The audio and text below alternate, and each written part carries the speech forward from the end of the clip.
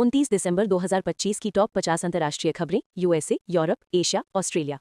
America में राष्ट्रपति चुनाव 2026 की तैयारियां तेज हो गई हैं। डेमोक्रेट और रिपब्लिकन पार्टियों में उम्मीदवारों को लेकर चर्चा बढ़ी।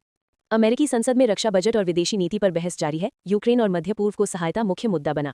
यूक्रेन युद्ध को लेकर अमेरिका और यूरोपीय देशों की अहम बैठक हुई। रूस पर दबाव बढ़ाने की रणनीति पर सहमति बनी। रूस ने यूक्रेन सीमा के पास सैन्य अभ्यास तेज कर दिया है। यूरोप ने इसे सुरक्षा के लिए खतरा बताया।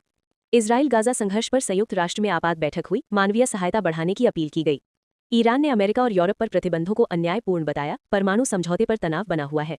चीन और ताइवान के बीच समुद्री क्षेत्र में तनाव बढ़ा। दोनों देशों ने सैन्य गतिविधियां तेज की। उत्तर कोरिया ने नए मिसाइल परीक्षण की पुष्टि की। दक्षिण कोरिया और जापान ने चिंता जताई।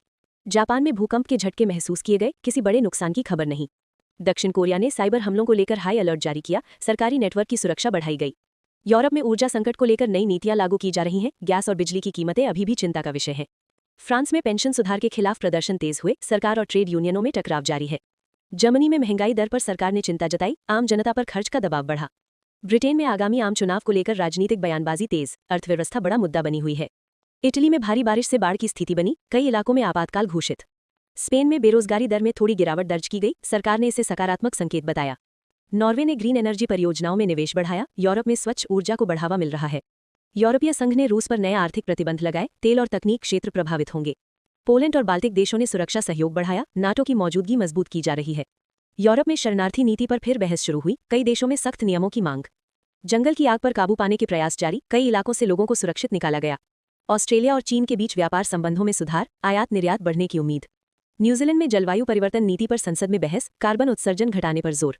कनाडा ने नई आवागमन नीति की घोषणा की। कुशल श्रमिकों को प्राथमिकता दी जाएगी। मेक्सिको में ट्रेन दुर्घटना, कई लोग घायल, जांच के आदेश जारी। ब्राजील ने अमेजन जंगल संरक्षण के लिए नई योजना शुरू की। अवैध कटाई पर सख्ती बढ़ेगी। अर्जेंटीना में आर्थिक सुधार पैकेज लागू हुआ। महंगाई पर नियंत्रण सरकार की प्राथमिकता। अफ्रीका के कई देशों में सूखे से खाद्य संकट गहराया। संयुक्त राष्ट्र ने मदद की अपील की। सूडान में संघर्ष विराम को लेकर बातचीत जारी। शांति प्रयासों में अंतर्राष्ट्रीय सहयोग। नाइजीरिया में चुनाव से पहले सुरक्षा व्यवस्था कड़ी। हिंसा रोकने के लिए सेना तैनात। संयुक्त राष्ट्र ने जलवायु परिवर्तन पर नई चेतावनी रिपोर्ट जारी की। तटीय देशों को सबसे ज्यादा खतरा बताया गया। विश्व स्वास्थ्य संगठन ने महामारी से निपटने की नई रणनीति बताई। देशों से तैयारी मजबूत करने की अपील। वैश्विक शेयर बाजारों में उतार चढ़ाव देखा गया। निवेशक सतर्क नजर आ रहे हैं।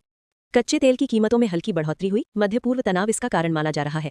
अंतर्राष्ट्रीय बाजार में सोने की कीमतें स्थिर रहीं। सुरक्षित निवेश की मांग बनी हुई है। दुनिया भर में एआई और टेक्नोलॉजी में निवेश बढ़ा। नई नौकरियों के अवसर पैदा हो रहे हैं। सोशल मीडिया कंपनियों पर नए नियम लागू किए गए। डेटा सुरक्षा पर सख्ती बढ़ी। नासा और यूरोपीय एजेंसी ने चंद्र मिशन की योजना साझा की। 2026-27 में लॉन्च की तैयारी। अंतरिक्ष में नए सैटेलाइट लॉन्च किए गए। संचार और मौसम सेवाओं में सुधार होगा। इलेक्ट्रिक वाहनों की बिक्री यूरोप और अमेरिका